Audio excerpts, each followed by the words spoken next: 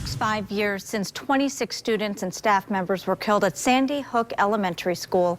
Since that tragedy, we've seen security changes firsthand at West Michigan schools. But the changes go beyond locked doors, buzzers, and cameras. 24 Hour News 8's Susan Samples checked in with one West Michigan district 5 years after the day that paralyzed a nation of parents and changed school security forever. Susan?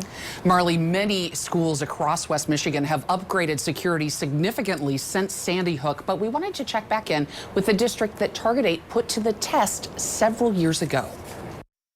Is there any question in your mind that these hallways are safer today than they were 5 years ago? Not at all.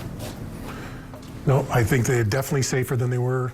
Longtime police officer Scott Beckman heads up security at Rockford Public Schools. So people would come into the vestibule here. Among the upgrades, secure entryways with shatterproof glass. They'll get a hold of staff by hitting a button here. Okay, it's got a camera on it. Watchful eyes are everywhere. Visitors get buzzed in. Volunteers are ID'd by fingerprint. They register that they're there. It kicks out a name tag. It's been nearly 4 years since Target 8 tested security at 6 different Rockford schools. Today, these doors are locked. That was definitely not the case back then. Well, I have not been stopped yet.